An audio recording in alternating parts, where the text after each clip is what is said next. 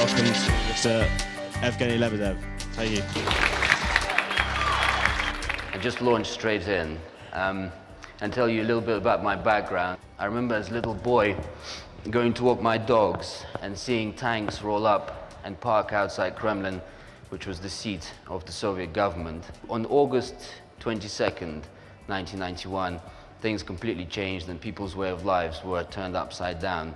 I was always interested in reading newspapers here and was always interested how critical they were of institutions in this country, whether it was the government or whether it was the police or whether it was the City of London. And I realized that in a free society, if you don't have the free press to criticize and hold those with power to account, your society will rot. That is, in some ways, it's harder than ever to become a journalist because newspaper readerships are shrinking and the business model is in trouble.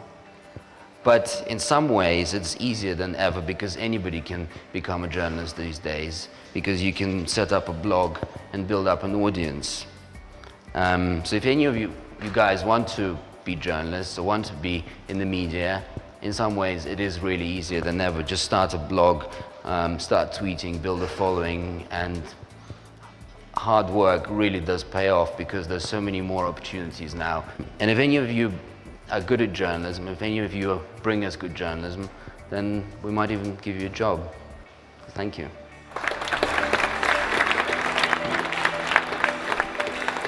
Think the press could do more to help with racial equality? Yes, definitely. I think the press is, apart from the newspapers, so in your opinion, how important is be yourself and do what you love. But be yourself most importantly, don't be somebody else. As Oscar Wilde said, be yourself because everyone else is taken.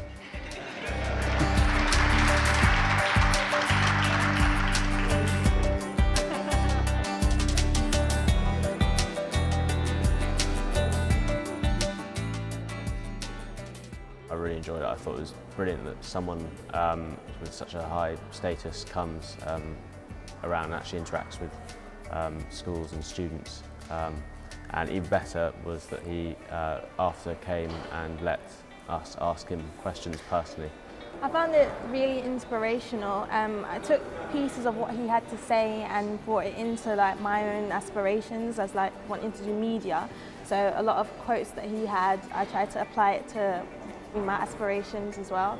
So actually having the chance to speak to someone personally and ask them a question face to face is incredibly valuable. I found it really inspirational that he was actually a philanthropist as well. He's widely involved in humanitarian efforts, etc. Especially with UNICEF, I was quite surprised with that. Especially with the rebels as well. That was really, I'm going to search that up when I get home as well. Hearing about frontline journalism he was talking about, that was brilliant.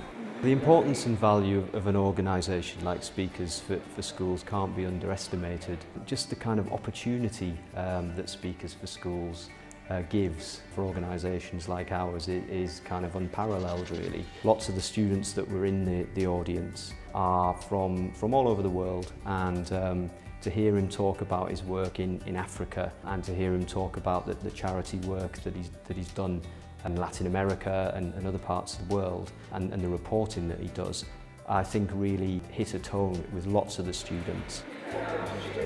There is a relationship between the audience and what I'm saying, and it's really exciting, and also it feels like there's a real interest in what I do, so I really enjoy doing that. The questions were very intelligent and very interesting, and it was a brilliant day, brilliant afternoon.